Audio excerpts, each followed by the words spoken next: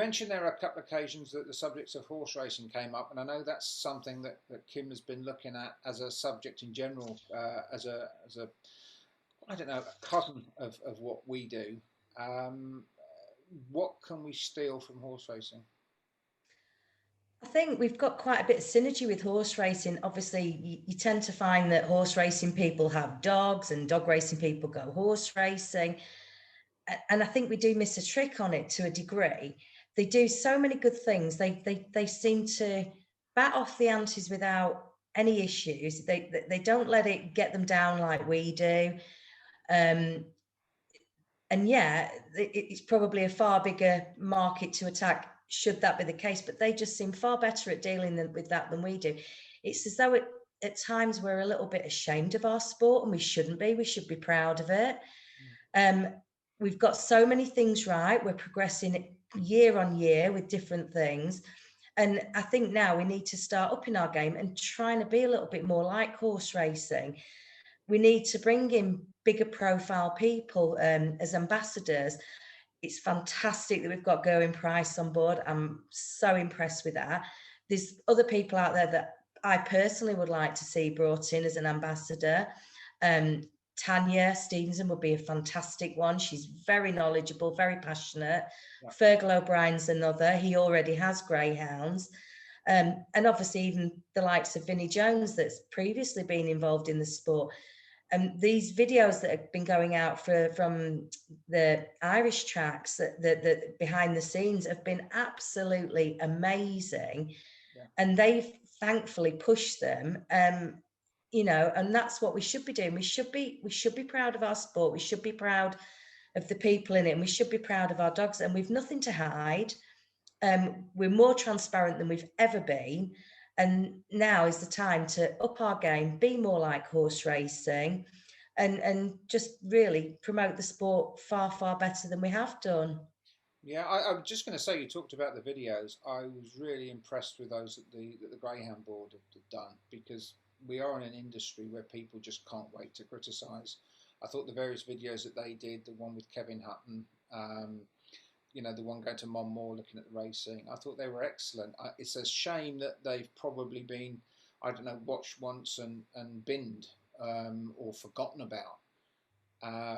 One of my pains, and it gets me into trouble for keep mentioning it, but I'd like to see that the Greyhound Board website was much more proactive in terms of the welfare, so that as soon as you went on there, it just jumped welfare at you, and those videos should be the first thing that you see, and every time you go on there, there should be a different one. So I agree with you. We do a lot of things right. I'm not sure that we necessarily pursue them. We kind of have a bat at it and then forget about it. And you know, some of these, they just need repeating. Everybody needs to have seen these videos. I think as well, going back to, I know it's things we've done in the past, and we've previously said we shouldn't go back to the past, but there are things in the past that worked well that we've since lost along the way, like the straight racing at Cheltenham. And I know Gail and Carly and I had previously discussed this, and it doesn't necessarily have to be one of the Whistle and Bells tracks. It can be any track, just to create that synergy with the greyhounds and the horses. The injured jockey night that was at Walthamstow that was massively successful. It's a way of linking the two sports, because again, it will create sort of further publicity. It creates more support. It's a big support network across the both sports.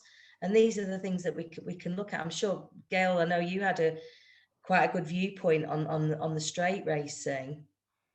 Yeah, the other thing I thought would be nice is, we do a lot of meet and greets in towns and at various, summer fairs and whatever, to promote greyhounds as pets. And I can't think of a better place to do one or two of those, but at a horse track, where you've got quite a captive audience. And I know it would obviously be leaning on the goodwill of the tracks, but I think, as Kim was saying, if we were offering to give something back through some sort of nights that promote horse racing, then that's a good trade-off.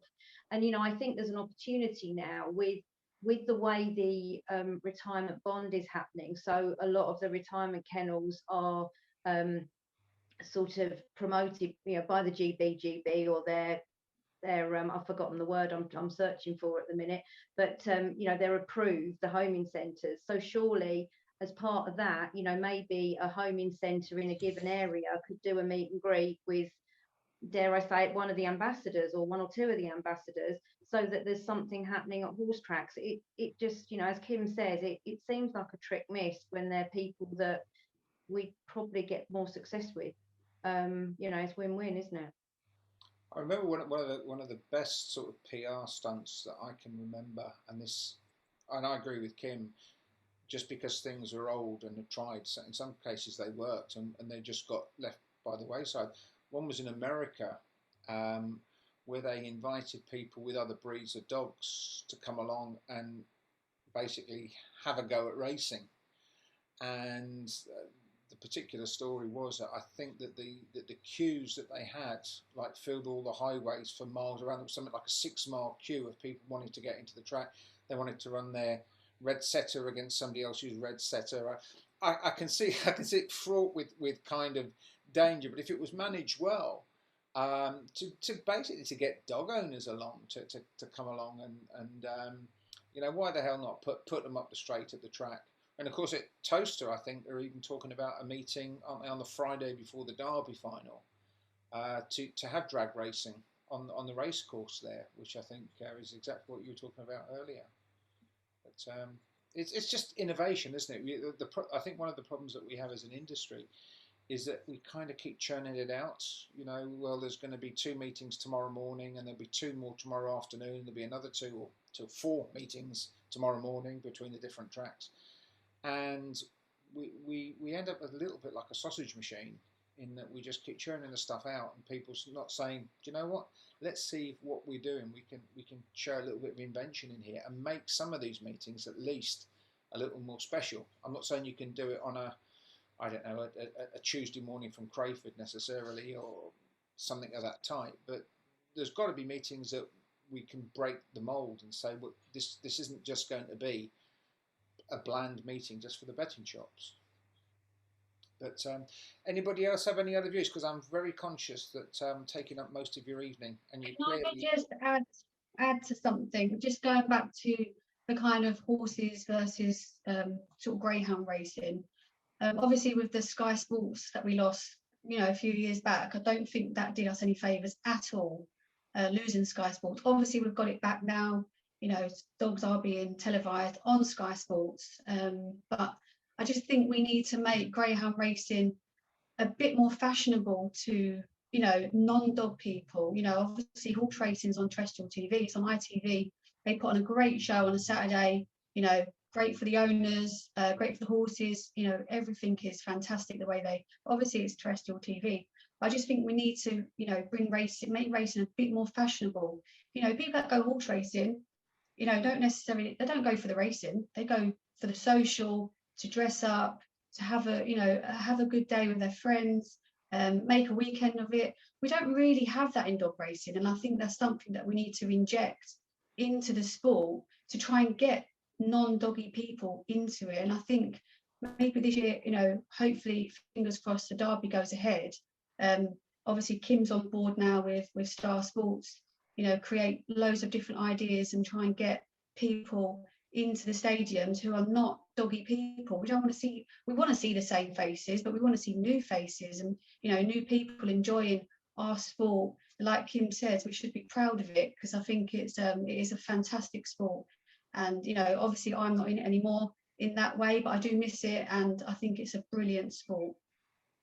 Actually, going back to just quickly what Carly was saying, we had a conversation last week and Carly suggested a Best Dressed Lady event at the Derby or something similar.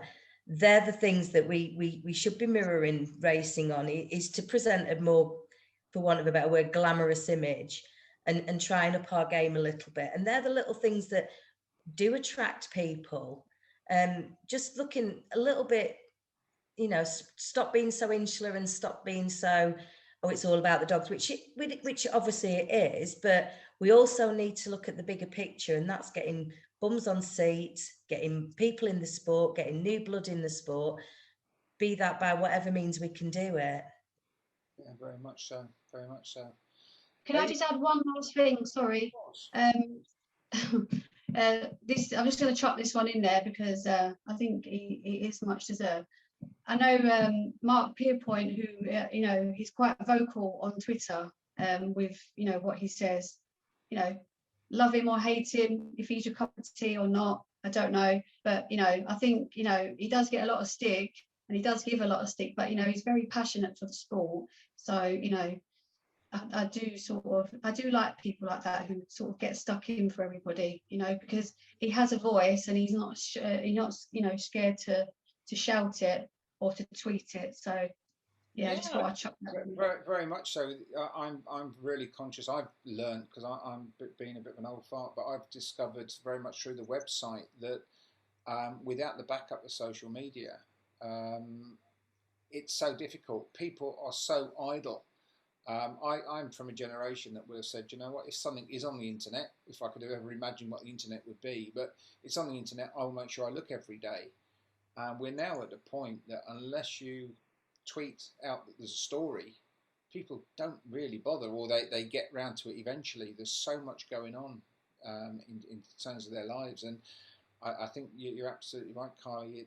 It's we do need that passion. We do need people discussing things. I think a few people need to grow a slightly thicker skin if people disagree with them, and also there's no need for abuse either. You should be able to have a contrary opinion without it getting nasty, which again unfortunately we get a lot of in this industry. But definitely so. I think the whole idea of getting people who are passionate about the game, getting them involved, and encouraging them when they show an interest, rather than just sort of saying, well, you know, will it make any difference to the third race at Nottingham tomorrow? Well, possibly not, but that doesn't mean that we shouldn't look at the bigger picture as to what we are as an industry is beyond being a sausage factory for the betting shops. But, just one more quick thing, Floyd, that I want to just mention, and this is not going to be popular. Like, I absolutely appreciate that without betting and without the betting companies, we would have no sport, as in a lot of sports wouldn't either. But I think, you know, it's noticeable with what Channel 4 have done to the coverage of the horses, that they have stepped away a little bit from all of the talk about betting, and they've made it more about the people and the horses and so on.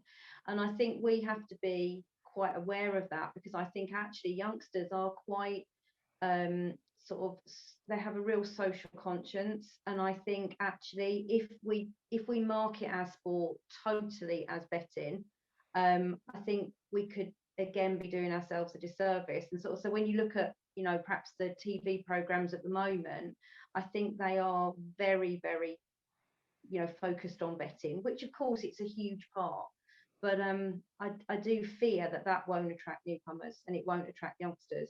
So just a thought, really. yeah, I agree. I think the other thought, again, I mean, Carly mentioned Sky earlier, and the other thought that we all have to bear in mind is that you are only going to get a small audience if you look at how widespread and how accessible so many things are, with 200 channels on Sky, you know, plus the internet, where people can, so many people now watch directly off their internet. They don't even have Sky. Certainly don't have a Sky dish.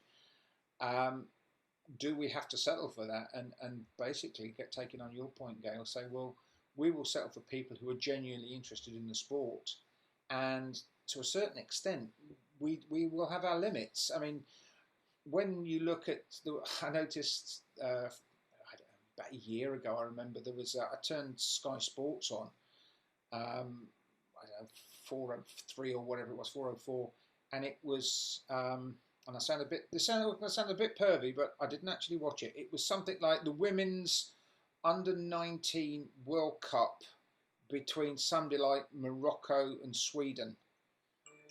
And I thought to myself, my God, how big is the audience for that programme? And that was, as I said, that was a major Sky channel. And so we have kind of got to get our heads around the idea that those days when we're going to get hundreds of thousands of people watching these programmes, or millions of people watching these programmes, they're not coming back. But should we admit defeat before we start? Because, you know, if that was the case, then would darts have given up before they started? You know, who would have ever guessed that, you know, a couple of big blokes throwing a dart weighing about a couple of ounces would, you know, would bring in millions and millions of viewers. You know, they didn't settle for it, so why should we? Why should we give up before we start? You know, so I know we've got to be realistic, but you know. Yeah, brilliant point. I think I've actually used your darts analogy myself, because if you walked into a pub and there were two blokes playing darts, you're not going to stop and watch them. But the way it's presented, they make it interesting. And I still think we'll end up with a limited audience, but we could certainly capture a section of it, and we shouldn't just give up. I take your point entirely. But ladies, thank you for that. I don't want to drag this out to a point that you go, oh, for God, I do wish you'd shut up. So thank you for joining me. Hopefully we can do another ambassadors call, either you three or some of the others. But since I gather that, as I was told by Mark Burridge, it's the girls that do all the work on the ambassadors anyway, it would probably That's true. Again. And I've got a cold, and I've come on. Are you sitting on the big cushion, by the way? Because we can see you. No, I'm not. Fair enough, ladies. Thank you for that. We'll call it into the meeting.